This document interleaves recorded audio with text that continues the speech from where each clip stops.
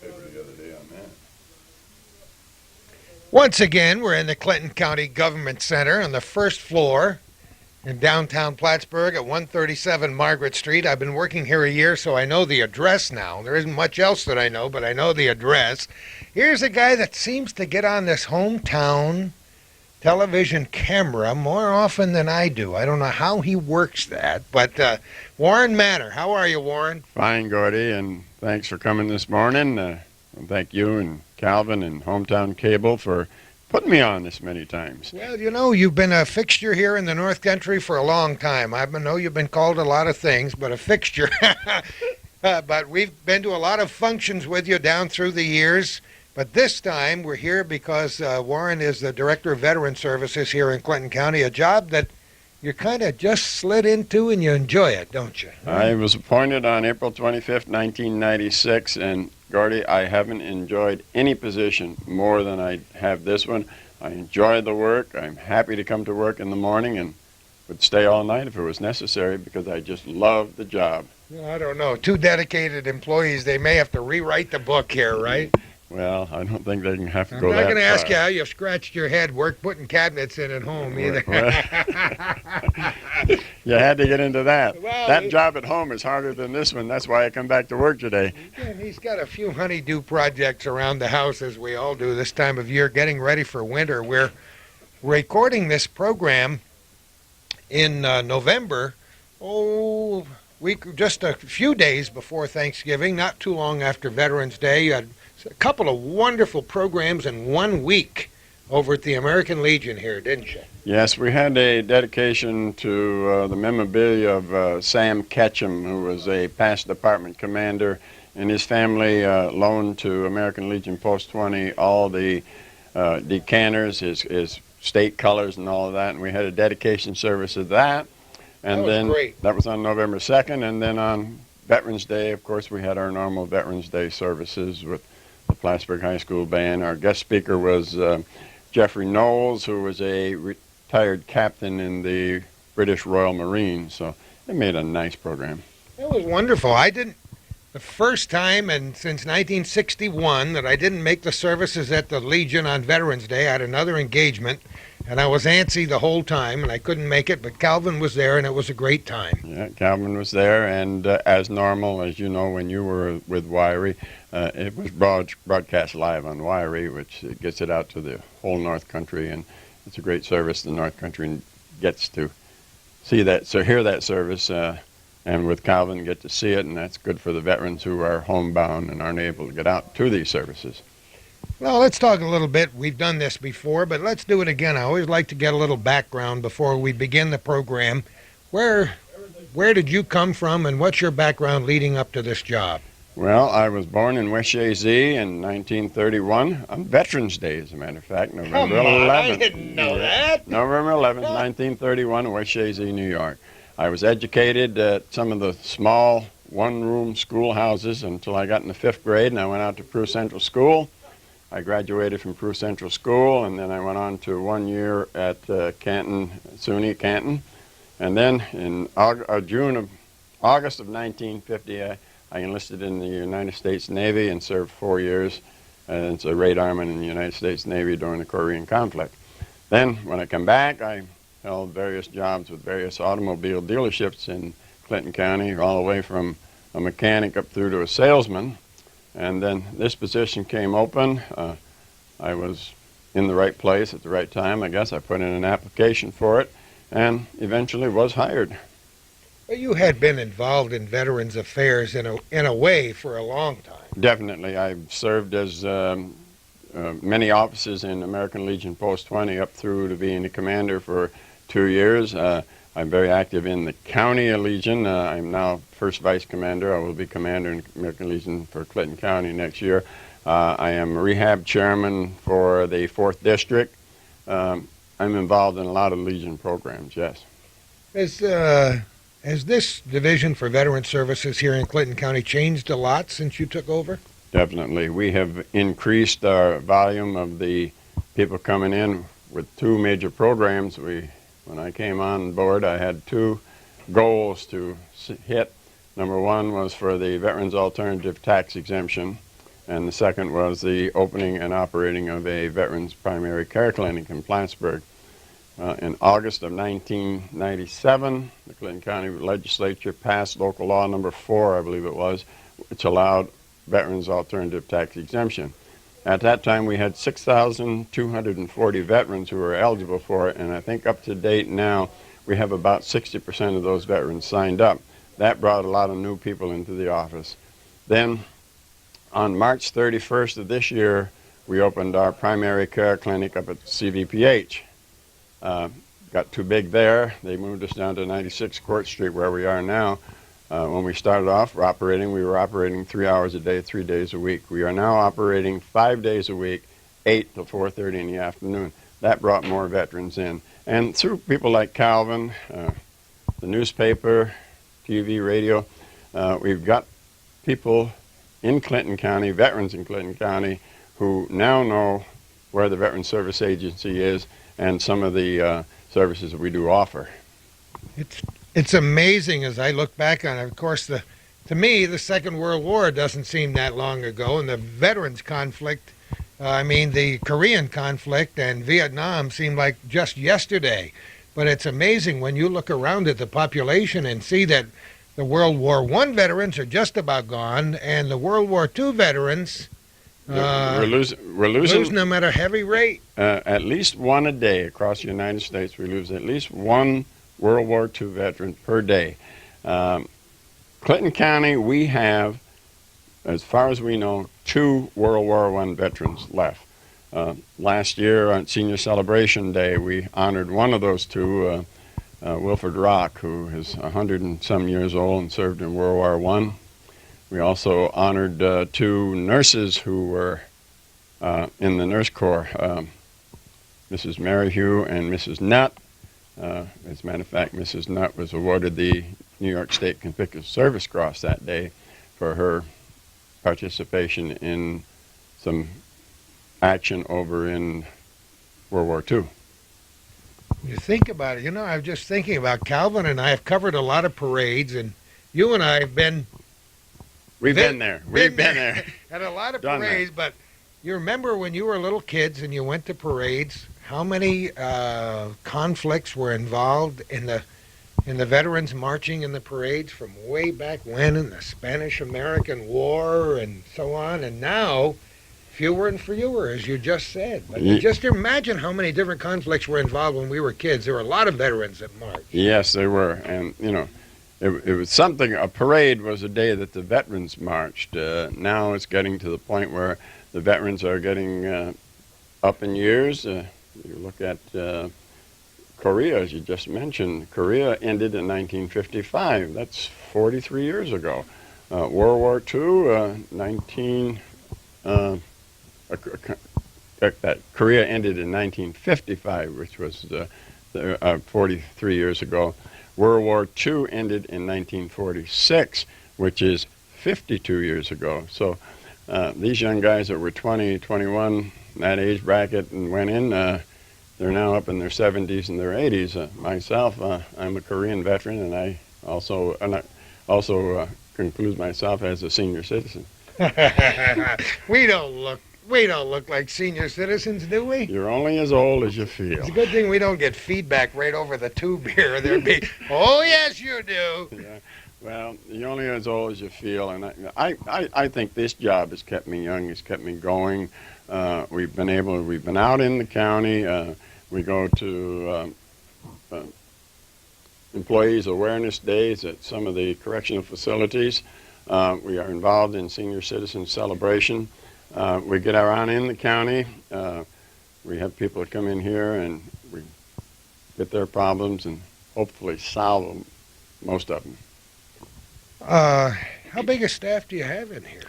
We have, I have a senior clerk, receptionist, and one counselor besides myself in the Veterans Service Agency. We are very fortunate that we do have also in this office a counselor for the State of New York Division of Veterans Affairs, Mr. Wayne Evans. He adds to here, although he's a state employee, he adds to this office because his expertise, he's been with the Veterans Services for about 8-9 years now, so he adds to this. Linda DeCoste, our senior counselor, has been, I think, 28 years with it. So we're trying to work. We all ask questions. We don't know it all. There's something new every day. Linda will come in and ask me questions. I'll go ask her questions. We'll go ask Wayne questions. If something that we can't get through our organization, Wayne can get through the Division of Veterans Affairs. So it works together. Very wonderful having a state and county office in the same room. Yeah, I remembered in the radio business that we would have call-in programs every now and again and talk to veterans about veterans' ideas. And, boy, you people have done an awful lot of fighting for veterans' rights here in the North Country, and to have local facilities so the veterans don't have to travel halfway around the world to get the services they need. Well, yes, we fought for them, but it's always one thing to remember. The veterans worked for what they got. There were years and years and years that they were trying to get the tax exemption here. We were overlooked when they organized the VA clinic down in Elizabethtown, and I contribute why we got it now, not because I am here, but because these veterans finally decided to get organized. And I'll tell you, they are organized now, and we, like some of the other lobby groups, and I'm going to call us lobby groups, we're going to be a force to be reckoned with.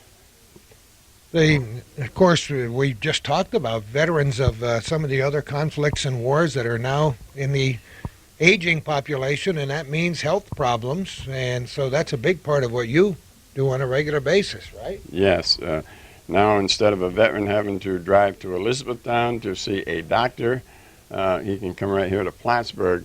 And this was one of the deciding factors when we applied for the clinic, was to show the demographics of the number of veterans north of Plattsburgh and west of Plattsburgh who weren't in the healthcare system, particularly for the reason that traveling to Elizabethtown was too far for them. I have a senior vet out in Champlain who had a stroke, couldn't drive, couldn't ride in the car for more than half an hour. Now you can ride from Champlain to Plattsburgh, see the person at the clinic, and go back to Champlain. Before, he had to drive from Champlain to Elizabethtown. That's a good 60-mile drive. So we've opened up a facility here for those who are in this area, and they're using it. As of the 1st of August, we had 600 veterans enrolled and using the clinic. So it goes to show you from March to August how it took a halt, and a lot sooner than I thought it would. When the word gets out, more people get involved, and you're getting more veterans involved every day. Well, it's because of people like Hometown Television, Wyrie Radio, Press Republican. You get the word out, they come in. We give you the material, and you put it in the air, and here we go.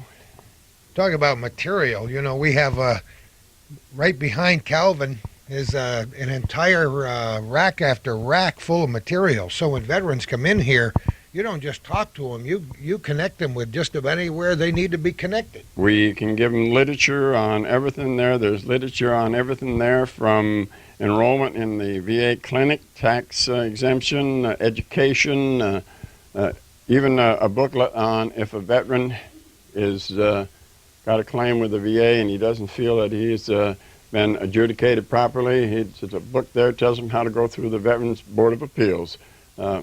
We try to supply them with all the information we can when they leave this office to take it home. We have a small manual down there which covers all the federal benefits for veterans and their dependents. We try to get the word out. It's not an easy job. I mean, there was a lot to learn. When you stepped in here, even though you'd been connected with veterans for years, you had to become a rather quick study, didn't you? Well, there's a lot to learn on it, and that cabinet right over there, just to the right of Calvin, and I can open it up to show you, is all the forms that we use in this office. Oh, my. That's one drawer. Oh, my. Two drawers. And the third drawer. Those are all the forms that we use to file various things for the veterans with the Department of Veterans Affairs. So you got to learn all the forms, and you got to learn the proper form to file the proper thing. You know, You use a 526 to file for a veteran for compensation or pension. You use a 534 for a widow's pension. You use a Form 8 if you want to get a discharge copy. You use a Form 9 for an appeal. You use a Form 4138 if you want to send information in, just to say a few. You got my attention already with the Form 8s and the unbelievable. But you know, that just goes to show why an office like this is so absolutely essential, especially in a rural area of northern New York. Some of these veterans are disabled. Many of them are just confused by the position that they're in, and life is confusing enough as they try to remain employed and keep their heads above water financially, but not to be able to understand all the benefits that they might have accruing to them. That's why they come in here and say, help. This is the biggest thing. There's a lot of them out there that don't understand the benefits that they are entitled to, and a lot of them who do, and not to belittle anybody, but you take back World War II veterans. You took the young man off the farm when he was 18, 19 years old. He went and he fought a war. He came back and he went back to the farm. He didn't get the education that we have available to us today. So these forms scare him. So we're here to help him, walk him through them forms. I had a widow that came in back here a month or so ago who wasn't desperate. She says, I need some help. She says, am I eligible for tax exemption? I said, your husband was a veteran? She said, yes. She said, well, if I can get some exemption on my tax, I may be able to save my home. She came in. She had a very meager income of a little over $200 a month from a small pension that her husband had left her. And I said to her, is that all you get in an income? She said, yes. I said, how would you like an extra couple $100 more a month? We filed for a pension for her, and now she's getting somewhere around $480 a month between the pension and the pension that her husband left her. And Gordon, when I go home at night and I lay my head on the pillow and I know today I helped that one person, it's gratifying. It's even, I love my paycheck, but that is my paycheck. That is my paycheck when I know I helped somebody today. There are so many people in the North Country, and it's almost to the point of being mundane. I've mentioned it so many times, but you have to give back. I feel as though this North Country has been wonderful to me, and that's why I give back. You're getting paid for your job. I'm getting paid for my job now.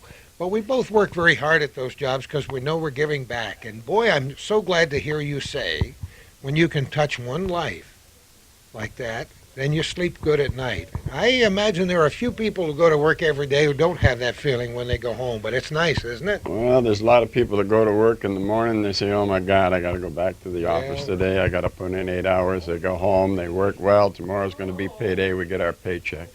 That's not the way I feel here, and I'm not here to toot my whistle. I really don't want to toot my whistle because I'm doing the job that I'm supposed to do. I'm doing the job that I'm hired for, and my job is to serve veterans in Clinton County, their widows, their dependents.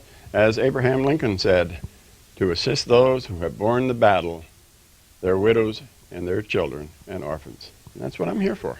That's what you do every day of your life. Now, what's the biggest thing a veteran's looking for when he walks in the door? Generally, it starts with a phone call, right? Right. They'll usually call this office, or they'll read an article in the Press Republican or see something on TV or radio saying, and the first thing you'll get a phone call and the guy will say, well, I'm a veteran, I served in Korea. What am I eligible for? Well, first of all, if you own your house, yeah, okay, you're eligible for tax exemption. Do you have a primary care doctor, health insurance? No, I don't. I don't have any health care. Well, we can get you into health care thing. Then he gets in the office and he sits down and you look at his service record. Now, I see here in the service record you fell off a truck and hurt your back. Does your back still bother you? Have you been treated with your back since you left the service? Yeah. Okay, we can document that you were injured in the service. You still got that same problem? It's a possibility we can get you what we call service-connected disability. We're not here to take every vet that comes in the office to try to fill his pocket full of money when he leaves. That's not the name of the game. But if they served in action, if they served in the military and they were injured, it's just like if they work down at the mill here today and get their arm caught in a roller, they get workman's compensation. When we were in the military, we were working for the United States government. If we were injured and have injuries from that thing, we're entitled to compensation. And that's what we're here for. Country's always felt that way, and I hope it always does, don't you? Yes, I hope we never forget our veterans, because this country would not be where we are today if it were not for the millions and millions of those who made a sacrifice. A lot of people. 1951, I was in the Navy, serving on a destroyer escort, and my wages was $92 a month. Think about that. $92 a month. I gave up a lot, and I'm not sorry today that I gave up that time. But had I not went in the service in 1950, I would have continued on through my education. And my big thing was to be a lawyer. And but when I got out in 1954, I was married. I had a wife, one child, and jobs weren't that healthy, and even those that were there weren't that high paying because I didn't have a real formal education. So I gave and didn't really get on to meet my potential or meet my goal because I served in the military. But I'm glad I did. There are many people out there, as you said so many times in this program, but I have to underline, who just don't know what's available to them for one reason or another. Their lives have been busy since they got out of the service. They've tried to eke out a living. They may be proud. North Country people are especially proud, and many of them say, I don't need a handout. Mm-hmm. But what you tell them is, this is not a handout. Anything you due get, to you. anything that you get from the Department of Veterans Affairs, United States of America, you are entitled to. You go through a complete application and adjudication. You go to the our section here, we go to the New York Regional Office of the Department of Veterans Affairs. They look at your claim that you send in. If you're not entitled to it, you're not going to get it. They look at these things with a fine-tooth comb. So anything that we apply for in this office, you are entitled to. It's not a handout. It's not a handout. The government isn't, the Department of Veterans Affairs is not a department that just handouts to anybody. You are entitled to it. You have to prove you're entitled to it, and then you get it. So, when you talk about sacrifice in wartime, especially in wartime, our discussion should go far beyond just the plain medical needs of veterans. The medical needs include psychological counseling, sometimes intense therapy, because you may have been in a war zone for 1 year, 2 years, 3 years, lifetime effect on what goes on in your mind. Well, right? back in World War I, they called it battle fatigue. World War II, they call it shell shock. We have a new name for it now that covers the whole umbrella. We call it post-traumatic stress disorder. You might have seen your buddy killed right next to you. You might have been under mortar attack. And, these things have lasting effects on a lot of people. And that's what we call post-traumatic stress disorder. And we have some people that are really, really have a problem, real hard problem from what they saw and what they did while they were in the service. Sometimes people have kept that bottled up. Kept it inside of them, let it grow, to where it became a real problem. It affected their family life, affected their community life, affected their ability to hold gainful employment. It had a terrible effect on them. And now, if I went away to war, my mind was all messed up while I was there. That's a disability. That entitles me to a benefit. And by God, I want to see that every veteran that is entitled to a benefit gets it. It's amazing because every conflict and every war has its own psychology attached to it, and it has a lot to do with how the country reacts to that conflict. We get right back to Vietnam and some of our Vietnam veterans who suffer not only because of what they saw in Vietnam, but because of the way the people back home reacted to that conflict. Absolutely, absolutely. They came back from doing their job and they were rejected, and that not only did the war affect them, but it affected them on how they were treated when they returned. Not to change the subject off in post-traumatic stress disorder, but you go back to some of the other problems that happened. Frostbite, World War II, and Korea was big time. The chosen few.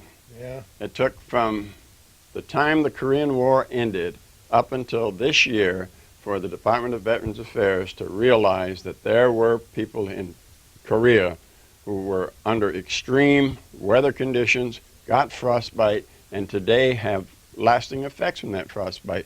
Now we get these folks their due compensation. I had a vet come in here, his feet were frostbitten, hands were frostbitten. They peel every time he gets out in the cold. He can't get out even and shovel his sidewalk more than 5 minutes. He has to go back inside. 70% service-connected disability for frostbite residual. I had a gentleman who fought in World War II, filed a claim for him. He got benefits from residual. Another thing, Agent Orange. How many veterans, every veteran who was in Vietnam is presumptive to have been exposed to Agent Orange. There are about 10 or 12 different diseases and illnesses that are directly related to Agent Orange. Number one being metastatic cell lung cancer. That's the big one. I have a file on my desk here. I'm filing a claim for a veteran who died last week from metastatic lung cancer, presumed from having been exposed to Agent Orange. A 52-year-old man. That's way too young. What more can I say, Gordy? Well, So, if you have any one of these diseases, or if you're not sure if you have one of those diseases, come into this office. We'll pull out our Bible, which is the United States Code, Title 38, and you can see a few tabs in there where I try to say, there's something. what would we do without those sticky pages, Here's right? post-traumatic stress disorder, deductible medical expenses. You try to highlight where you're going to get into it, because if you try to remember it all, you're not going to do it, but you try to remember the highlights of it. And then we have Code of Federal Regulations back here, where we still have a few more tabs in it. These are our Bibles. These are what we go by. Now, tell me how you're connected with the state organization and the federal organization. How does that work? Okay, I am accredited by the American Legion, Department of New York. In the New York regional office, where the Department of Veterans Affairs are, right across the hall, we have department service officers, whom the claims that I file, I get what they call a limited power of attorney to file a claim for this veteran with the Department of Veterans Affairs. I sent all the paperwork directly to my service officer in New York. The service officer hand stamps it, brings it across to the VA. So if a month from now the VA says, well, we didn't get this or we didn't get that, and I know it was gone down there, I pick the phone up, I call my representative down there, either John Kavanaugh or Dan Maurier, and I say, hey, we've lost a little bit of paperwork here. And they follow the paper track for us, so it's good. That's the frustrating part of it sometimes. Yeah, and as far as connection with the American Legion, I have been a member of Post 20 for 9 years, served as adjutant, served as commander for 4 years. I am now first vice commander in the Clinton County American Legion, and as I said earlier, I am the voc rehab chairman for the 4th District of the American Legion State of New York. I attend the rehab committee meetings. As a matter of fact, I attended it when I went down to the National Convention in New Orleans, the National Rehab Committee. I attended that meeting, although I was not a member of that particular committee. I attended the meeting, learned some things. We have several conferences during the year around the state of the American Legion. Midwinter's coming up in January. I will go down, I'll spend 2 days in rehab meetings. So they're where we learn a lot of stuff from our other counterparts in the state. Do you help veterans get jobs? Well, we don't get totally in employment. We have DVOP down here at the Department of Labor, where Greg Warner is a DVOP representative for the American Legion. But we do help vets if a veteran has a disability which cannot allow him to work the trade that he is in. If he has a disability of 20% or more, we can get him vocational rehab. Go to school, train him for a new position. We work with all of them on Chapter 30, Montgomery Bill for education. We help them we help to educate them so they can go out and get a gainful job. And that's very important. So what would your suggestion be to veterans who might be watching this program who have not had any contact with you? Just give you a ring and get started? This is what I hope through this program and every. We have 8,290 veterans in Clinton County.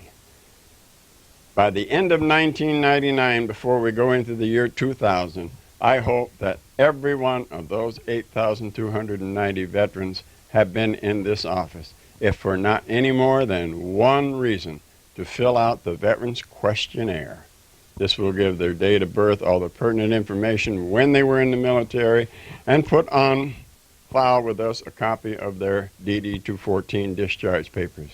It is very frustrating for a widow when a veteran dies. She can't find the discharge. She doesn't know when he was in the military. We have to go through a whole lot of extra paperwork just to get a DD-214 so we can order the grave marker, or we can get any burial benefits because we don't have the information. Every veteran would do a great favor to his family if they just came in here and filled out that questionnaire and left a copy of their DD-214. So when they go to the Supreme Commander, it would be a lot easier on their widows, their dependents. We would have the information here, and it would take us maybe 1/10 of the time to file the benefits that the dependents have coming to them. That's why lawyers say make out a will, make those preparations, because whether we like it or not, it's got to come to all of us one time or another, and you might as well be ready. This is one thing that we get away from taxes, we can get away a lot of the other things, but when the Supreme Commander calls us, we're going to answer that call. That's a call that everybody answers, and as I said, we had a 52-year-old veteran the other day. We've got a 102-year-old veteran out there. We don't know what day he's going to call us, and it makes it a lot easier on the family, especially if it comes at a time when it's mostly unexpected. It helps those who are left behind to have the information and things they need to go through the procedures that they need to go through. If we don't make any other point here today, I think we should make the point that it's a package deal when they come in here to talk to you. You deal with the families, the survivors, the wives, the dependents. That's correct. The in-laws. Well, we don't quite get into the in-laws. No.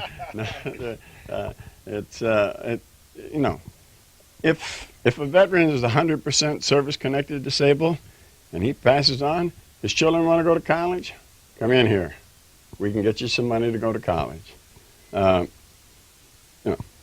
can't stress too much. Don't assume you've got nothing coming. Come on down, take 5 minutes, sit and talk with the counselor, and go over. Take the little pamphlet, Federal Benefits for Veterans and Dependents. Take it home, read it through. There's a lot. Veterans, who has lost a leg or lost an arm or something of that sort, he's entitled to money to build a home, a handicap home. He's entitled to money to purchase a car, specially equipped. There's just endless benefits here. And I know there's a lot of veterans out there who do not know that they are eligible for these benefits. Come on down and see us. I want to talk to all 8,290. But don't all come tomorrow morning, please. We're talking about men and women now. We've mentioned a lot of males in the service, but there have been a lot of gals who served, and every time we go to those special occasions over there at the Legion or anywhere else, we see a lot of ladies. There are a growing number of women veterans daily, because now it used to be that, Dad went away and fought and Mom kept the fires on the home front. Mom's going now. Persian Gulf was a very good example of that. Big example. I think that's the first time, I may be wrong, I've been wrong before, but I think that's the first time when females were actually closely involved with hand-to-hand combat like they were in the Persian Gulf. And we're getting a lot of the girls that come back from the Persian Gulf, they too get the Gulf syndrome, so there's a lot more things that can happen to ladies than what happened to men because of their exposure. So you female veterans out there, we welcome you too. We want to see you also. Well, a whole different package in so many ways when you look back and study it. And I know I have family members and friends who, 4 kids at home, and grandma took care of the kids, or dad took some leave to take care of the kids and organize it. Well, Mom was over there in the Gulf. It's a whole different ballgame. It's very, very unique, very different today than what it was when we fought World War I, or we fought World War II, or even Korea and Vietnam. We have such sophisticated weapon systems now that we can get a nice lady and sit at a desk and push the right buttons and send old Hussein Saddam right to glory. You know, there is a lot of volatile situations still on the face of this earth.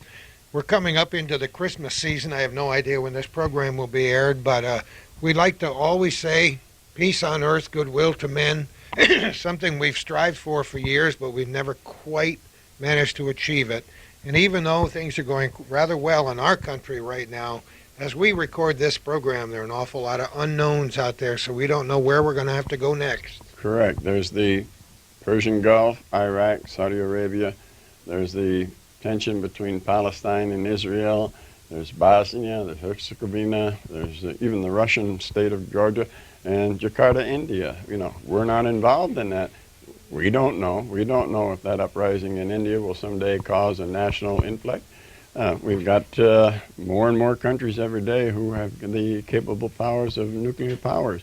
We have the SALT Treaty with Russia and our members in the United Nations that said no more nuclear powers.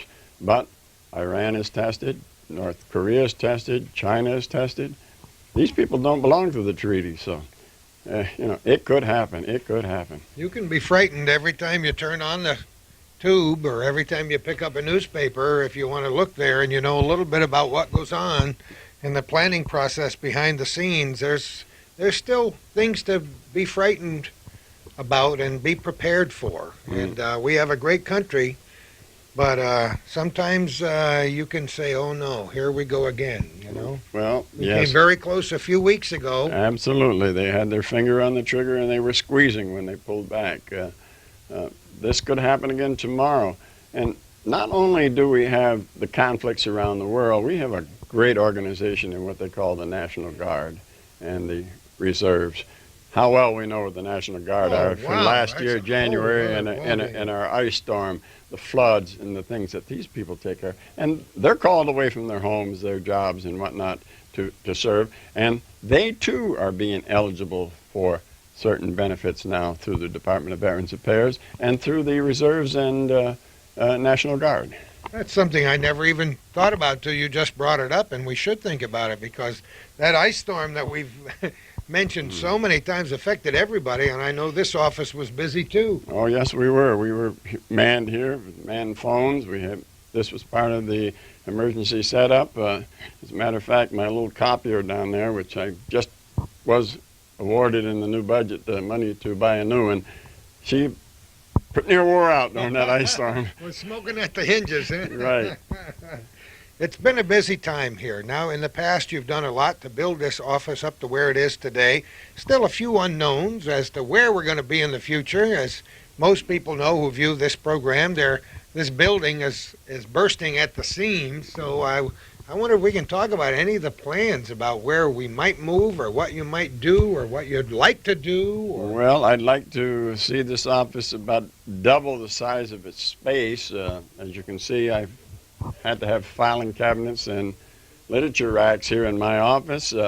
I'll take you through a brief tour of the office and give you an idea of where we're compact in, if you want to just follow me. I'll follow you. You can talk while we go, and we'll just have a look around. And out here is our main reception area. This is Linda Supanaw, who is our senior counsel. Linda said, hide the camera. Don't come out here. She's our senior clerk and receptionist, and she does a great job over there. Whenever a veteran comes in who hasn't been in this office before, she does what we call a face sheet and a initial interview sheet and gets a copy of their discharge and then hands it out to the various counselors, either myself or Wayne or Linda. As you see over here, we have these filing cabinets, and these filing cabinets are files of all the deceased veterans from Clinton County that we have served. We keep those for a reason. For the widow comes in and has to file a claim, we have the information on the veteran. Not only that, we can assist maybe sometime down the line. You're doing a family tree or something, and where was Dad? Where was Grandpa born? Did Grandpa serve in the service? And you come in and sign a release to us, and we can get you some of the information on the background of some of your ancestors. And here is the gentleman that I told you was part of our office, although he does not work for us. This is Wayne Evans, who is the state counselor for the New York State Division of Veterans Affairs. Wayne brings a lot of knowledge to this office because he's been in it now, I think, 8 or 9 years. He was 11 years. Yeah, I'm wrong again. Wrong again. He was the director for many, many years and then moved up to state counselor. So he knows the workings of this office. He knows some of the unique things that we can get into that you can't keep in your mind, but you come in and you ask Wayne a question, and 99% of the time he can give you the answer. If he can't, he knows the people to call and with the division that can get us some answers. He's left-handed, so he can't be all bad, right?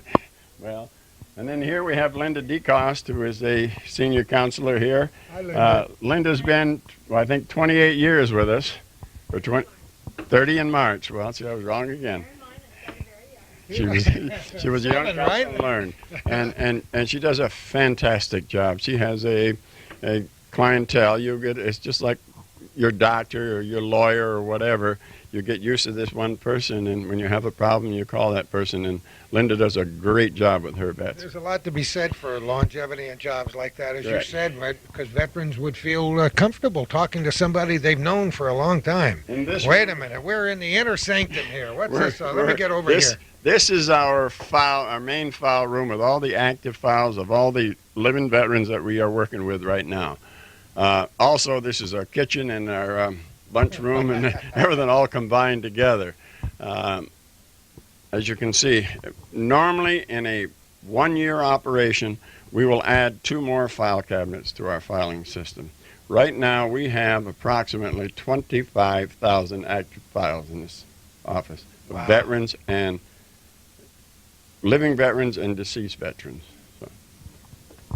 Very, very busy place, as you can easily tell, with an awful lot of dedicated people who make this organization Over in this work. area is our waiting area for veterans who, sometime if you get 2 or 3 of them that want to come in at one time, they sit over here and wait, and we have literature for them, updates on civil service and government jobs that are available. And again, too, we put out there the literature that is helpful to them. We have a magazine rack here with some of the updated publications that come from the Legion and from the VFW and so forth. So it's Great place. I was looking at some of these photographs. Who took those? well, we got a vet that travels around a little bit, and those come from the Air Museum, I believe, out in Columbus, Ohio. Probably Dayton.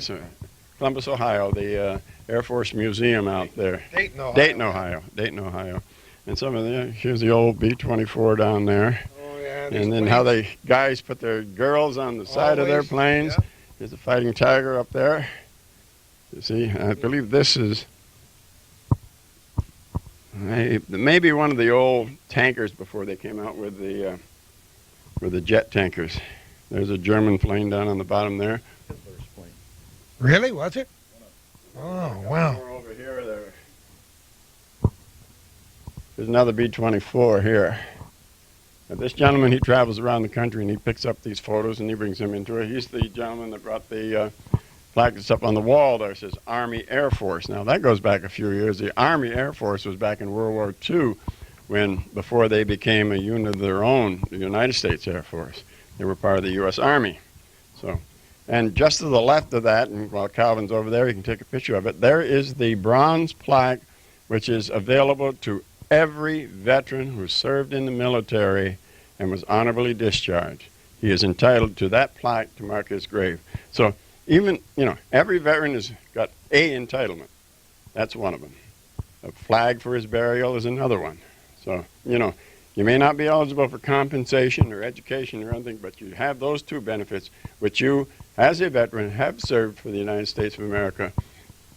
You're entitled to those 2 benefits. I hope you're ready for the onslaught of people who may be ringing your telephones after this program is aired, because, as always, one of the main reasons I do this show is not only to meet great people like yourself and your staff here, but to get an education about how things work in Clinton County, and I've learned a great deal. As I said a little earlier, there is, right now, as of the last census, 8,290 veterans in Clinton County. I hope by the end of 1999 we have a file on all 8,290 of them to roll along with the already existing files. We've ordered 2 more file cabinets this year. We're ready for them, but just like I said, don't all come down tomorrow morning. You know, now it dawns on me that we haven't even mentioned in the course of this program the former Plattsburgh Air Force Base, which we're all so closely connected to for so many years, and now that it's gone, what changes has that made in your thinking? Well, first problem of all is we had a lot of the veterans who were stationed at Plattsburgh Air Force Base who chose the North Country because of the quality of life here, schools, churches, shopping centers, and so on, to settle here after their retirement. They had the base hospital to go there for their physicals, their medical, and all that. They don't have that now. We're starting, hopefully, with the VA clinic to supplement some. It will never take place of. Hopefully, we can bring some gainful companies in here where we can have some employment on Plattsburgh Air Force Base.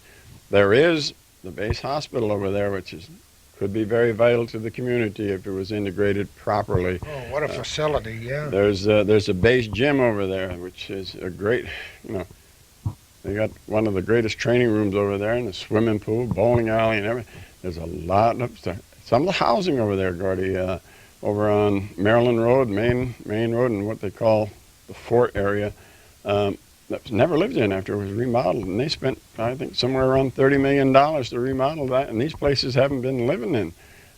Maybe that can supplement our housing problem if we do in fact have a housing problem in Plattsburgh. There's the old base where we I hear the phone ringing. That's probably one of our vets calling back already. You've got a number of projects which are connected with the air base. One of them being and we sort of named it Plattsburgh Barracks National Military Cemetery. We have the old cemetery over there on U.S. Avenue now, which contains the remains of a recipient of the Medal of Honor. We've got Crab Island, which has veterans of both the British and the United States buried over there.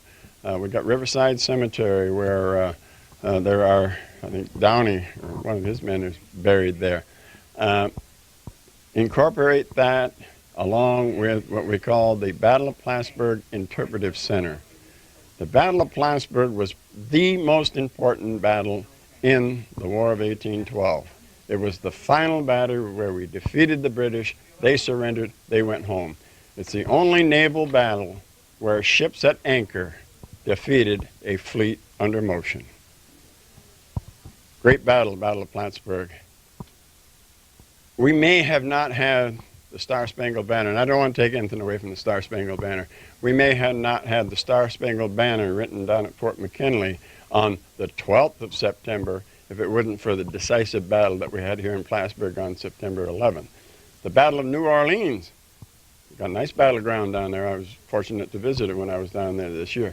They fought the Battle of New Orleans 2 days after the war ended, because at those times we didn't have the communications we got today. CNN wasn't there, right? Right. And we're in a corridor of history that starts from Fort Chambly up in Canada, goes right down through the corridor. You've got Fort Montgomery and Ross's Point. You've got Plattsburgh here with the old air base, which is we've been part of the military as far back as I can remember. My father, my grandfather. We got Fort Brown here. Out just a little ways on Route 9 south of the city, we've got the old blockhouse burying ground from the Revolutionary War. Then you go down and we got Fort William McHenry. We've got Fort Ticonderoga. Go down into Saratoga where we're opening up a new Veterans Memorial Cemetery in July. Hopefully we'll take the first burial then. You just go down the line. Plattsburgh is a missing link in that corridor now. I hope by the year 2014, when we have the commemoration, that we will be part of that corridor. We'll be part of the history where we belong. Plattsburgh was a big battle in the Battle of War of 1812. We got Pike's encampment over here just off South Catherine Street, where Pike, with a very few men, defeated a well-armed, well-trained group of British soldiers. It goes to show what Americans, veterans, have done over the years. And I think we have to be a part of it so that our children, our grandchildren, and our great-grandchildren will know, and they rewrite the history books and let them know how valuable, how important the Battle of Plattsburgh was in the War of 1812. This is the last war in which the United States was ever invaded. It's the last war when two English-speaking nations fought against each other. That was the last one. It's history. Well, it's a very important part of history, and you know, I feel very strongly about the fact that every American school child and school children around the world should know what a vital part the Battle of Plattsburgh played in the War of 1812, and there are a lot of people working toward that end. Last weekend, as we're recording this toward the end of November, last weekend a group of people got together to do some serious brainstorming toward getting that going. One of our programs featured Assemblyman Chris Ortloff, who has got a dream about this whole thing, and many people in the North Country whom we've talked to, we hope, will get together to create a cohesive front to work toward that end. I think it's worth you and I hanging around for a few more years to find out about it. I attended that meeting as a representative of the Veterans Affairs and the Veterans of Clinton County, and I sat next to a real gentleman, Vincent McClellan, Benny McClellan, call him Benny. I got to know him by first name before the day was over. He is the gentleman who designed Saratoga National Cemetery. Wow. His services are available, of course at a cost, to come up here and design ours. He informed me that there is $100,000 in grants out there to do feasibility studies and so on and so forth. Through that meeting last Saturday where tons of people came in with a lot of information, hopefully subcommittees will be formed. This was the foundation. I think as time goes along you'll see, and there's no other way to do it, see the building grow until finally we get the greatest thing here. You know, you got the old stone barracks over at Plattsburgh Barracks, make a beautiful place to people come in and see the interpretive center. Not only will we focus on the War of 1812, we'll also focus on the history of Plattsburgh in the military on through the Cold War to the closing of Plattsburgh Air Force Base. We'll have Lewis Air Park over there. Hopefully we can get into there also, if not there, across the road where the baseball field is now. Another addition to that park where we will have an Atlas missile, a B-52, all the aircraft that KC-135, all the aircraft that were stationed here at Plattsburgh Air Force Base. We got to remember back too in the Cold War when Russia was ready to invade Cuba or come to Cuba and set up bases down there, that we had the Atlas missiles here in Plattsburgh, New York, or around the radius around Plattsburgh Air Force Base. We were the only site east of the Mississippi to have missiles that could have shot and could have deterred a Russian attack. So we've got a lot of history here. That the history, the economical history of the North Country back in those days was a major factor. When I first moved here to go to work in the radio business in 1961, General Dynamics was here.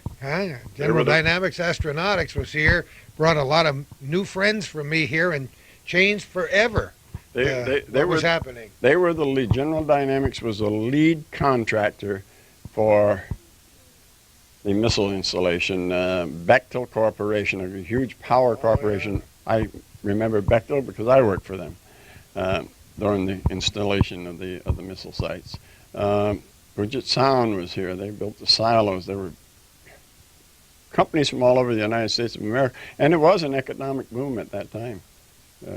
Jobs were plentiful then. It changed the housing market. It changed rental rates. It changed your grocery prices. It changed the North Country as forever, you know, and ever. as anything connected with these things. Plattsburgh Air Force Base was a great economic boom to the North Country, and we felt it since they've left. You know, you go to the malls and look at the stores that are closing, and they say, number one, we're not getting Canadian trade. Number two, we've lost the air base. They all have effects on us. Well, I'm glad you brought this up today. It wasn't something in my mind when I first walked in here, but I'm glad you did because it's an important piece of the pie. And before we finish, I want to make sure that I let our North Country viewers know that my feeling is that every segment should be allowed some input into this wonderful plan that we have. Nobody should be left on the outside. We have many friends who are brilliant people involved in history. We've got a Clinton County historian. We've got a director of the Clinton County Historical Association and Museum up the street. These are experts and professionals who all should have input into what happened. They were individuals who were at that meeting Saturday, and we had a great cross-country of the North Country there Saturday afternoon. And even though it was a 4-hour meeting, I came out of that meeting, my adrenaline was flowing, I was pumped up, and really, I really want to go, and I know that a lot of the other people who come out of that meeting with the same thought. Well, it's a part of our past, it's a part of our present and our future. We're going to change the battery and get back to this program with Warren Manor at the Division of Veteran Services here in Clinton County in just a moment.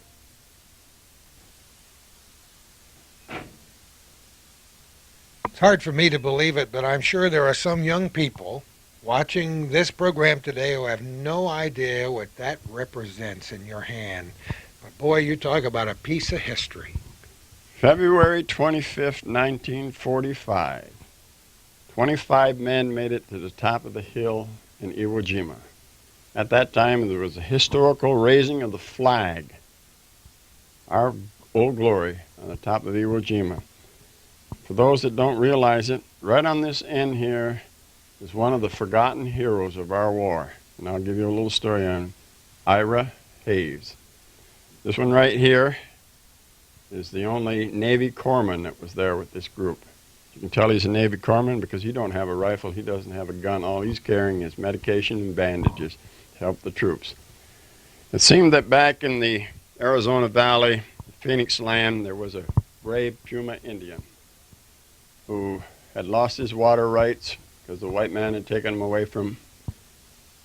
And so when his crops dried up and the great conflict started, World War II, Ira joined the United States Marines. He started up that hill in Iwo Jima where 227 men started up the hill. 25 of them made it to the top on February 25th, 1945 and raised Old Glory. After that, Ira came home, a hero, honored throughout the land, and then he was soon forgotten.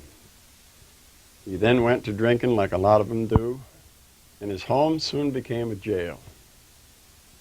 And one morning, Ira died in a cold ditch. Ditch of 2 feet of water became the grave for Ira Hayes. That's our forgotten veterans. Thank you. Well, that's a wonderful speech, and you know, I'm the biggest flag waver that ever walked the land, so it's great to see somebody that tries to perpetuate this feeling of patriotism, because you get the feeling every now and again that that patriotic spirit that you and I have flowing through our veins kind of wanes at times, and I think we have to give an injection to the population every now and again. Correct, and that's one reason, too, why I'm so enthused about this interpretive center, this dedication for the Battle of 1812, the Battle of Plattsburgh, because that will restore to the people of the North Country the history we have, the great history. It'll be the great lesson for some of these geography, social studies history teachers in high school. Before we close, I'd like to take this opportunity to thank you, Gordy, for being here, thank Calvin, and all the other news media in Clinton County who have so ably put our word out. And in closing, I'm going to say there's 8,290 of you out there. I want to see each one of you. Come in, if it's no more than just to fill that questionnaire out, and leave us a copy of your DD-214. So when you do go to our Supreme Commander, we can give you the rights that you're fully entitled to. They're all running for pencils right now. What's the phone number down here? 565-4720.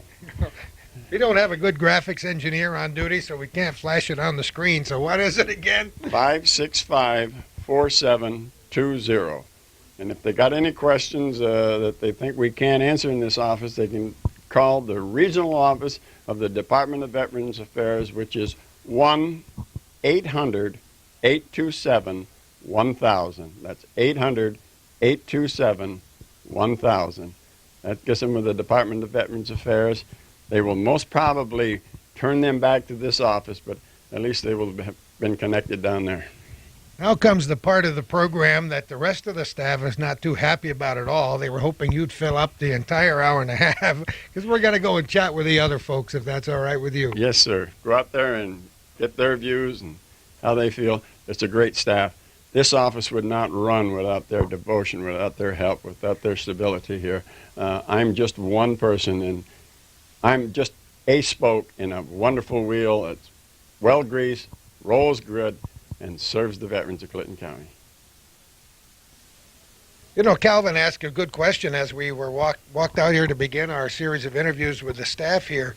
How about the other two counties in the North Country? How are they represented for veterans? Okay, Franklin County has a Veterans Service Agency just like this one, and Joe Dufort is their director up there, and Joe and I have a great working relations. He calls me, I call him for any knowledge that we can give to each other.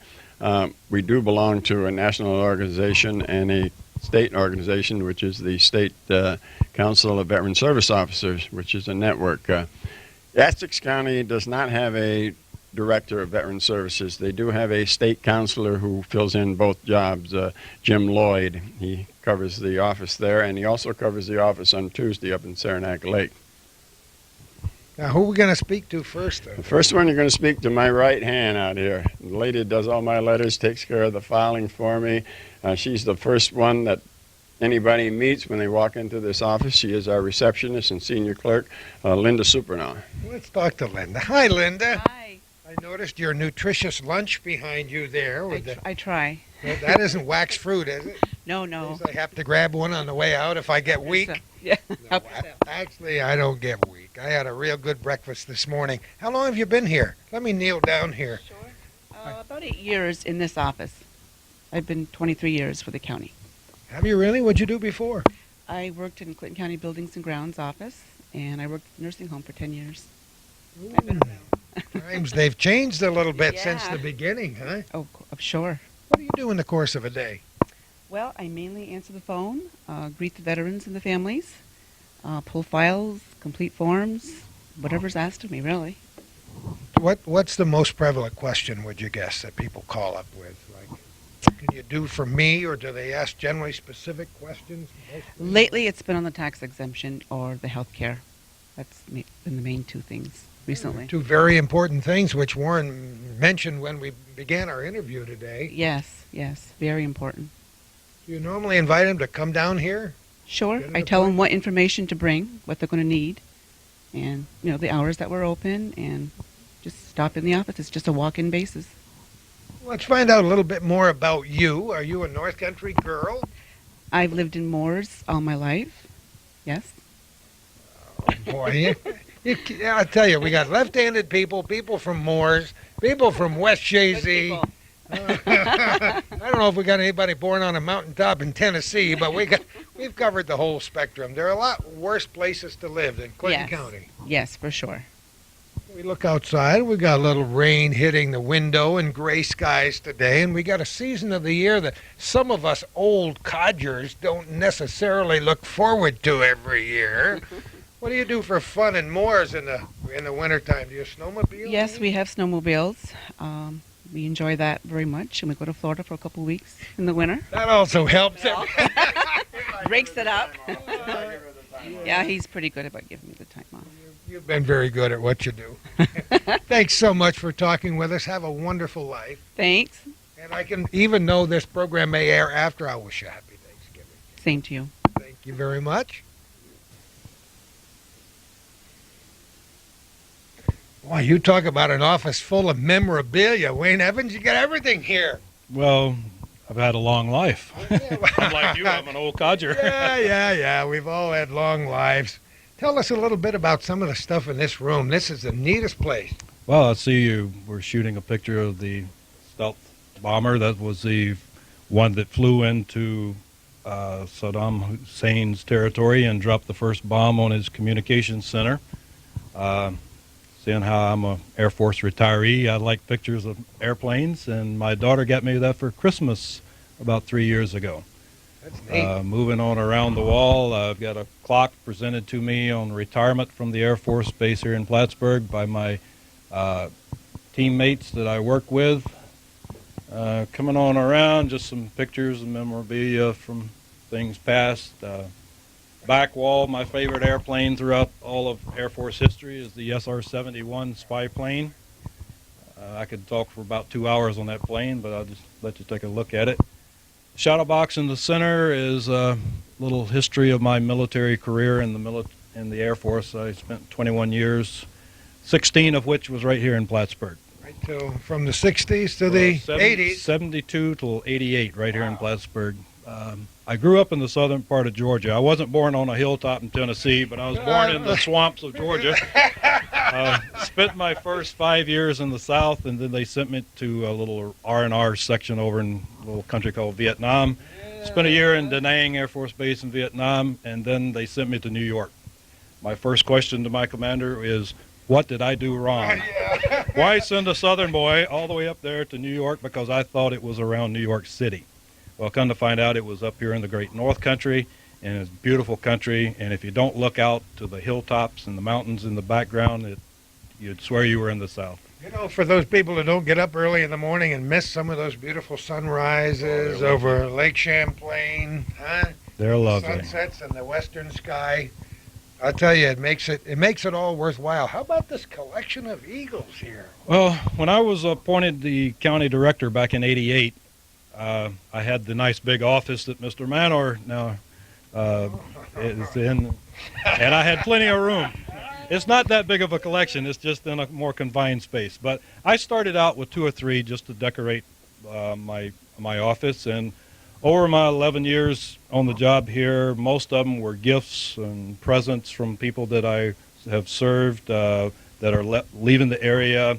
The White Falcon over to our right was in the wing commander's office at Plattsburgh Air Force Base, and when they left, boy, they gave that's me significant, that. huh? Very, very unique. Some of the brass eagles there was a gift from a client. That's a sad story.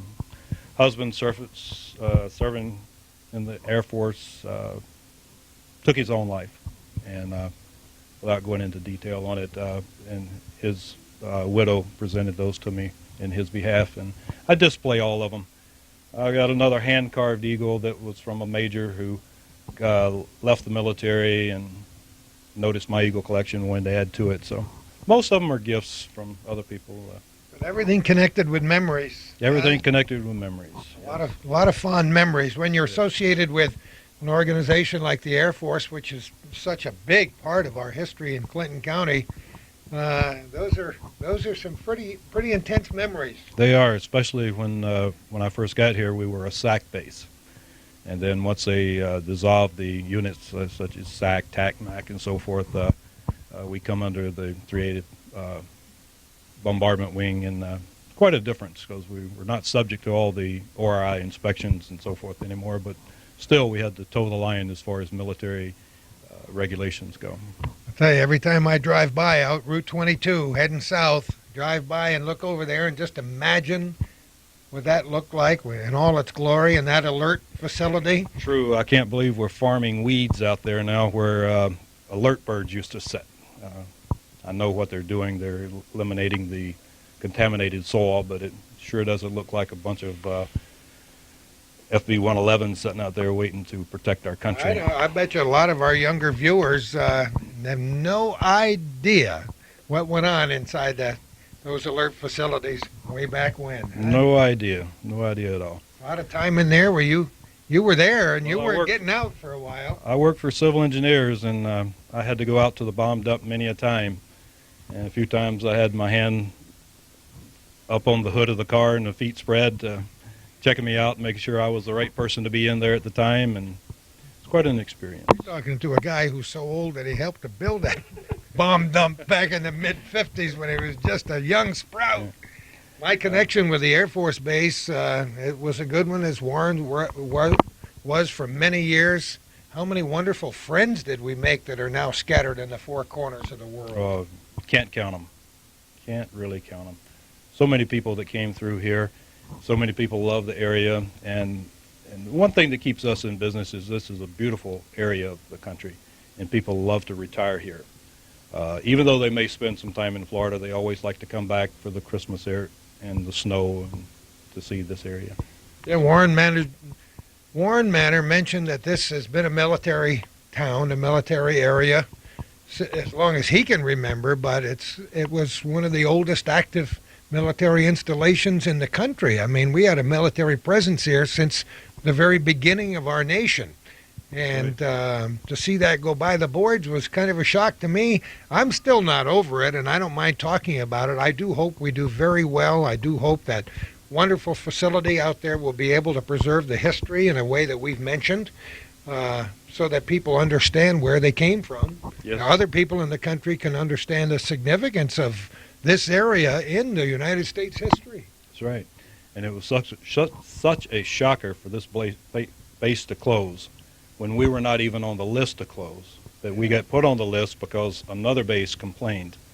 And to close one of the free air spaces in the country where the teams can come in and practice free flight, virtually free flight, to close down a facility that can land the space shuttle if need be, and we're the only base on the northeast that could do that function in case it came back in an emergency and could not get to a local base. It was a shocker. It really was. And every time somebody brings this up, it just renews those memories. oh, it I mean, a lot of It's unpleasant a burning fire in the pit of my stomach. as it does to me. I was never in the service, and I was always glad to do whatever I could for the men and women at Plattsburgh Air Force Base and all the years that I was associated with them when they were here. And it was I'll never forget those. I dream about those BRAC hearings, I'll tell you. Oh, yes. I watched as many as I could, and it was like their minds were made up already. No matter who said what, they had already come to a decision. And when the final vote came, I think one person on the BRAC committee voted to keep us open, and the rest of them closed. So it was a lot of turmoil and a lot of things that never got brought out to the public why they voted the way they did. Gordy, I'd like to bring something to your attention.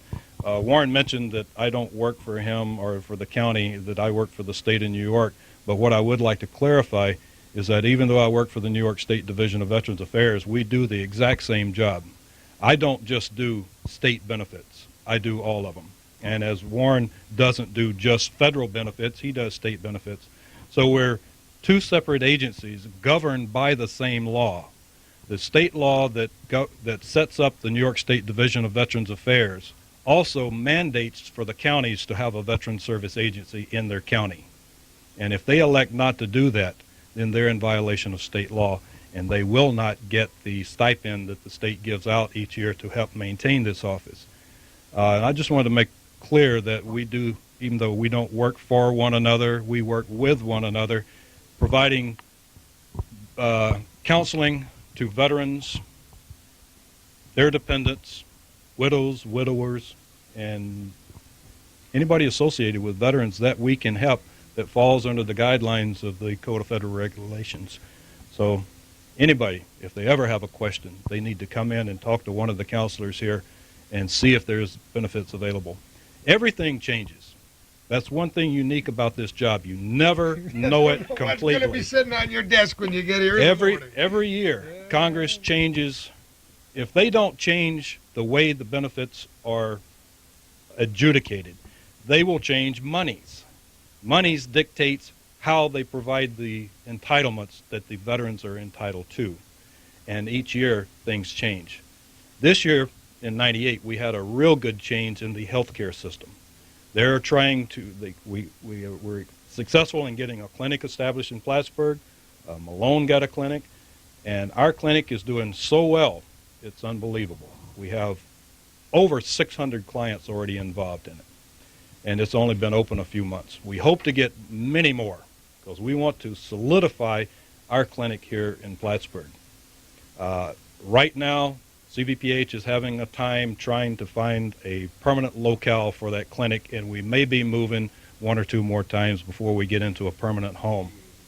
Who knows where we're all going to move to before we find a But minute. right now, we are located at 96 Court Street, and I'd like to notify the veterans if they want to get into the healthcare system, they need to come to see us first.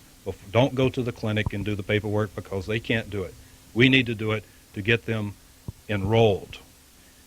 Even if they don't want to use the clinic, if they want to get enrolled in the VA healthcare system, so sometime in the future they may want to use it, we can do that also. Pretty much any veteran is entitled to health care through the VA. There is a few little stipulations, but we can talk about that when they come in. The main thing is they had to serve in the military. And if they did, they're entitled to health care. Whether or not it's free depends on some other things. But we can talk about that again. If they have a service-connected disability and are getting paid for that disability, which means they will be 10% or more disabled, free health care. And then their medications, if they need medications, if it's for their service-connected disability, they're free. If it's not, or for any other veteran, only a $2 copay for a 30-day supply of one medication. So it's very minimal is the cost. If their income is over the limit to where they have to pay for the care, it's only $45.80 per visit, which if you compare that to the health care that's in the area, it's still a good deal. Mainly because that $45.80 covers everything from talking to the doctor to any test that they do to you that day. You could have blood work, urinalysis, EKG, 10 x-rays, an MRI, a CAT scan. If they could all fit all that in, it's still only $45.80. We don't know what the new rate's going to be next year, but I would imagine it's going to be just about in the same ballpark as the Medicare deduction for senior citizens. We also have a van. It's sponsored by the Disabled American Veterans. Warren is the coordinator for that. If you need a ride to the Albany VA Medical Center, you call this office, we put you on the list, and it usually runs to Albany about 3 times a month. You can call up here, find out when the van's going, then set your appointment or call Albany and change your appointment to the day it's going. We'll give you a free ride down and a free ride back the same day. So a lot of changes in the healthcare system. It's getting better, whereas other things may be on a decline in the VA system of entitlements. Healthcare has really improved.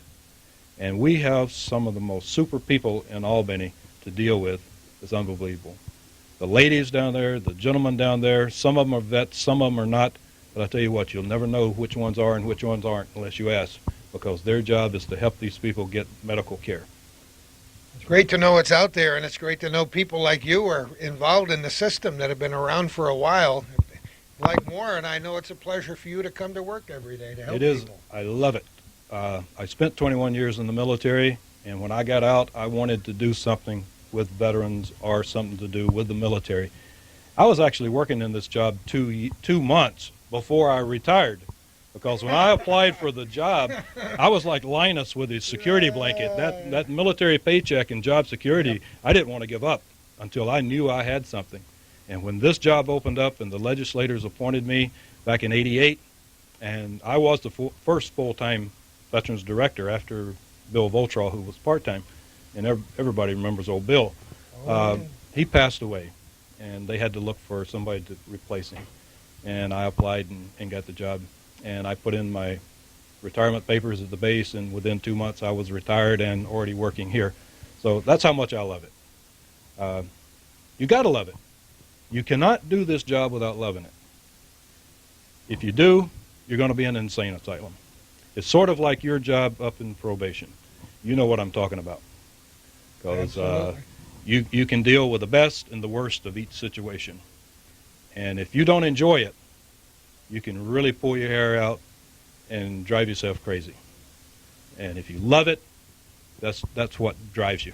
Well, like Warren said, it's if you can touch one life and help one person in the course of a day, what more could anyone ask of? Working in here, your biorhythms go up and down. 1 minute, one minute you're sitting here crying, tears going down your face with a little widow of a vet who just lost her husband.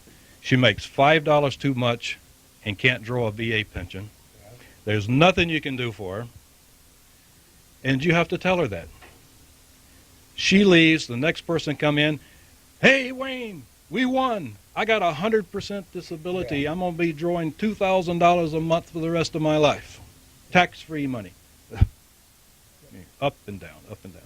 So somewhere in all that mess, you've got to find a steady lifeline to live by. And thank God we have as many successes as we do failures. Matter of fact, we have, I think, more successes. Even though the VA system of benefits is getting more complicated, I would not want to think what these veterans and widows and dependents in this county would do if it wasn't for this office.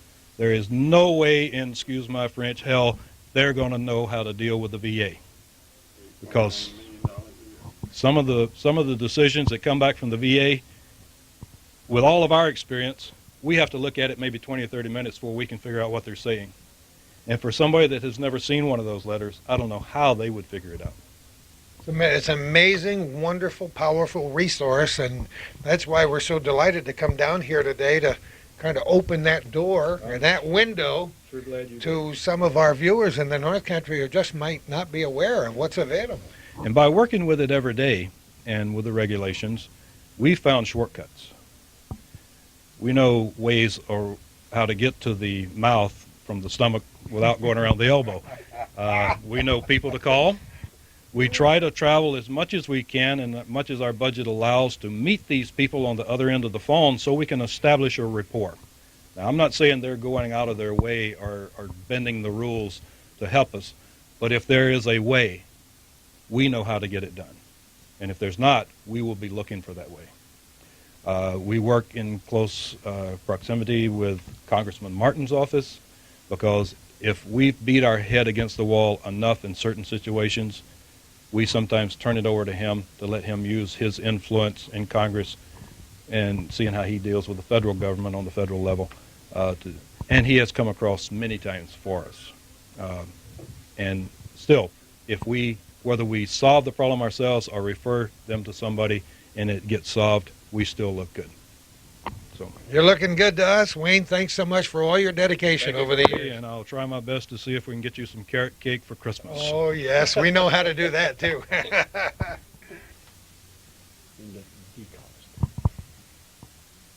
Boy, I'll tell you, that photograph brings back a couple of memories to me, Warren. How about you? That's a few years ago. As a matter of fact, it time dates a few people, and it goes. I can remember when we used to come down in front of that building, and this was a dirt street out here.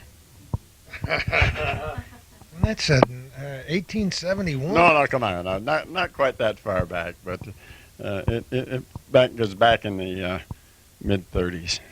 Oh, wow. So what office are we in now?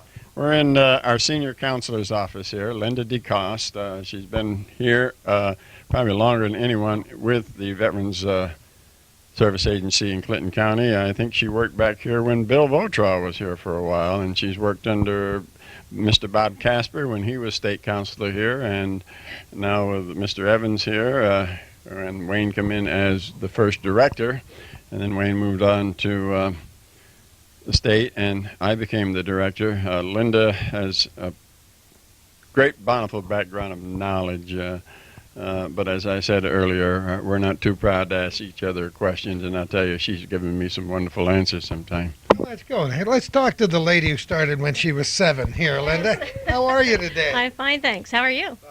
You probably would have been better if we hadn't brought this camera in here, but Perhaps.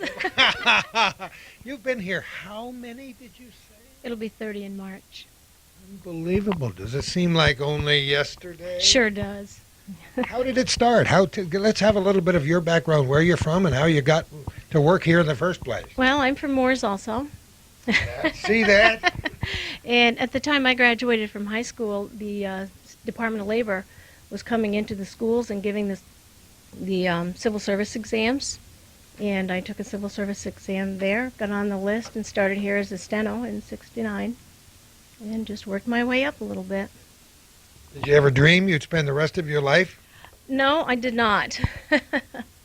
No. What other aspirations did you have? Did you thought you might move away from the area or some other field? Or Well, originally I thought maybe into computers, but didn't really want to leave the area to go to school, and so well, here you are. here I am. In this wonderful place. Tell me what you do in the course of a day here. Well, I counsel veterans, much like Warren and Wayne, as to their benefit entitlements, help them complete the applications to get these entitlements, follow up on them when they're not getting the answers. That's pretty much. You know, we said when we came in here how important it is to have employees that sit at their desk for years and years to learn the organization. Can you imagine how frustrating it would be, not only for a person who had to sit in your desk, but for a veteran to come in and talk to somebody who doesn't have a clue? Right. You have that background that's like 7 college degrees that you've earned since you've been here. Maybe, but there's still always some question you don't have the answer to, and you have to go digging for it. But the years of experience do help. Besides the fact that you know probably 80% of the people who walk in the door and their families and their A lot of them, grandparents yes. and their cousins. And Yes, a lot of them. Rory, if I can just step in for a minute. Yeah, why don't you step in? Linda's a little modest, and she really doesn't give herself the credit that she's deserving to. And I can remember one claim that she worked night and day on, took the claim home with her, worked at it in the evening, went through Code of Federal Regulations, the United States Code 38. It was a veteran who had muscular sclerosis. Was 100%, but it didn't seem that the Department of Veterans Affairs wanted to give him the 100%. Linda pursued it, did all the appeals and everything, and in the final run, she was very successful.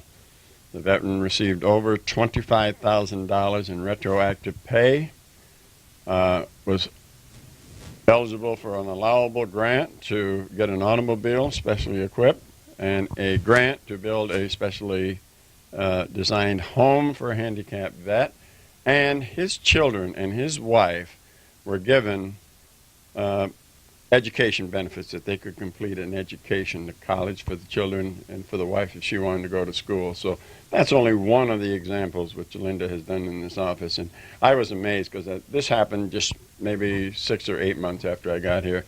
And to see this lady, not only working that hard on that case, she was doing her other claims at the same time. And, you know, she's a little modest. She don't take the credit she's deserving. You know, but we've every one of us that we've talked to today have mentioned this fact about how good it makes you feel when you can accomplish something like that. It definitely makes all the hard work worth it. It's almost like you get the award yourself. Isn't that great? You absolutely do, and you have that feeling at the end of the day that makes you want to get up and your feet hit the floor and get going the next morning and see whose case you can tackle the next day. Exactly, yes. No, I don't know if people have noticed we have some paintings on the wall with the name DeCoste on these paintings. Tell me the background. My son painted those. Yeah. No kidding. Yeah, he was about 14 when he started. Asked for acrylic paints for Christmas one year. We got him some and went away one evening, came home, he had a picture painted. Had no idea that he'd been watching this fella on TV. He No picked it kidding, and that was the inspiration. That was it. That was it. Bob Ross. Isn't Yeah. that amazing? Calvin's a fan too. Huh? Yes. I like it. I like when my little son. That was probably his last one that he did in '93 when he graduated from Northeastern, I might mention, Why not? as a senior project.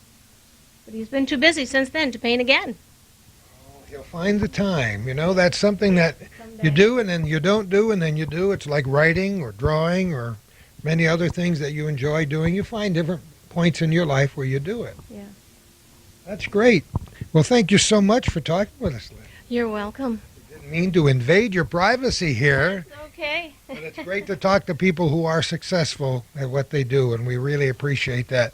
Let us step out here and wrap up our program, Warren, because there are a couple of things I want to mention before we get a chance to leave. We talked about the economy of the North Country. This Veterans Services Organization plays a big role. Yes, they do. Last year in Clinton County, in the economic mainstream, there was $8.9 million that came to veterans and their dependents in Clinton County on compensation and pensions. These are tax-free dollars that flow into the economy. That doesn't include what benefits veterans receive for education. It doesn't include the benefits they receive for health care.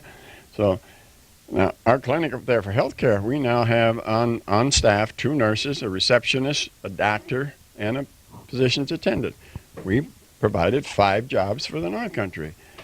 Doesn't seem small, but 5 today, 10 tomorrow. Very, very important. Something else I want to mention just before we leave. There's always an afterthought in my mind. We shut off the cameras and say, why didn't I say this? But we have tremendous networks of organizations here in the North Country working together to help people. And not only do you have direct services that you give to people when they walk in your office, but you can refer them to other organizations that can help them as well. And that's one of the great things about this North Country. Absolutely. We work very closely with the Social Security Administration, Joint Council for Economic Opportunity, Department of Social Services. When a veteran goes into the Department of Social Services seeking help down there, whether it be for medical or financial, the first place he comes to is back here. They refer him back here to see if there are any benefits. Now, if he's going in there and he applied for Medicaid, we get him here and we can put him in the clinic. We've saved the county some money because now we've got this man being cared his medical problems by the Department of Veterans Affairs and not by Clinton County. If the veteran is entitled to a pension or to compensation, we get him those dollars. That means he does not have to have subsistence from the Department of Social Services. Joint Council for Economic Opportunity, they have their outreach workers that go out throughout the county. They meet a lot of these veterans. I've had them refer to me a ton of veterans. One in particular, he was an elderly veteran, 81 years old, lived out in the Saranac area. And he'd been a farmer for most of his life. And, you know, he wasn't in the Social Security program and whatnot, didn't have health care, and the farmer was sick. And he wouldn't go to the doctor because he didn't have health care, and he wouldn't go to the doctor not having money to pay for it. The outreach worker referred him to me. I took a day and went with the JCO outreach worker. We went up to his farmhouse.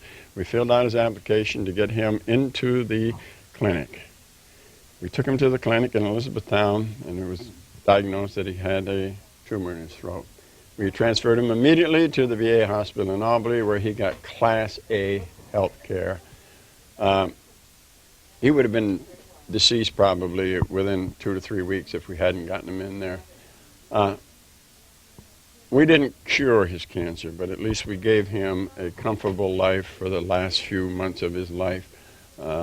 And while he was sick and laid up, we got him a pension through the VA, which helped him for his finances and health care, so at least his last few days were spent at home with some health care. Absolutely important. What a wonderful story. What a great story. There's a lot of them out there, but we have to be careful because we do fall under the Privacy Act. We do fall under confidentialities. These files don't leave this office. There's no information given out of these files unless it is directly to the veteran or to one of his dependents, unless we get a written clearance from the vet. We've had one file in this office in the time I've been here that was subpoenaed by the district attorney because the person that the file was on was involved in a homicide. So. But otherwise, these are files. People know that they've got a friend here and a friend that, oh, wait a minute, your budget, what is this? We got cue cards. He stopped from lunch to bring us this. My budget? Yes. How much your budget is versus how much the VA pays the people of this county. It costs this off the taxpayers so little for this office. Our budget runs on a budget of approximately $137,000 a year to bring in $8.9 million in Clinton County. That's a heck of a good return. We could stand here and talk all day, and we're just scratching the surface, Gordy. And I'm proud to work with this group. I've been out in the workforce for many, many years, and I have never worked where I've been more satisfied than I am now and worked with a finer group. We work together. We work for one common cause, to help the veterans. Wayne just come in here and flashed our budget. If Wayne has a client and he's talking to him, and I think he missed the point with that client. When his client gets up and leave, I walk into his office and I say, Wayne, didn't you miss this with that? Wayne, yeah, You know, he gets on the phone, he calls the vet back, explains to him what he had forgotten, what he had missed. Because it's very difficult to hit all of it, like I said. We're just scratching the surface today. Everybody works together, and obviously what comes out the other end is a very good product. Yeah. Thank you so much for allowing us to come here today. I've got my education. I now have another degree in veteran services. Well, thank you for coming, Gordy, and thank you, Calvin, for coming down here and spending the time with us and getting this message out to the veterans of Clinton County. I Thank think you. it's important that we do so. And who knows where we're going to be next time. For the program